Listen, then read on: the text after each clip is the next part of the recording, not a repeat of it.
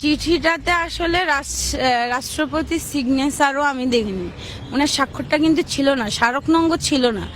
তো আমি আসলে হ্যাঁ আমি আসলে বিব্রত যে আসলে এটা নকল কিনা, বা আপা সময় পায়নি হয়তো, মানে ভয়ে ছিল যদি সেনাপ্রধান উনাকে আটক করে ফেলে, তাই হয়তো ওই যে বাসায় বসেই হয়তো পদত্যাগটা করে চলে গিয়েছেন। তো এখন আসলে আপা যদি আসতে চায়, আপাকে তো আসতে হবেই, রাষ্ট্রের মানে এত বড় একটা দলের প্রধান, আসতে হবে। আসলে উনি সরি বলতে হয়তো খুব উনার ইগোতে লাগতেছিল, কিন্তু সরি বললে আসলে বিষয়টা অনেক আগেই শেষ হয়ে যেত। কিন্তু ওই যে আমরা সরি বলতে পারি না, দুঃখিত এই শব্দটা আমরা বলতে অভ্যস্ত না বাঙালি।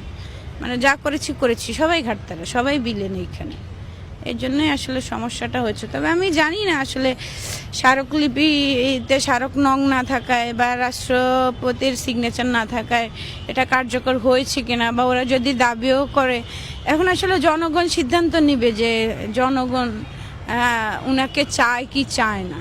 তো এখানে আমি আসলে ব্যক্তিগতভাবে কি বলবো, আর আমি রাজনীতি করিও না, বাংলাদেশের সরকার প্রধান প্রত্যেক দিন পাল্টালেও আমার কিছু যায় আসে না, আমি এগুলো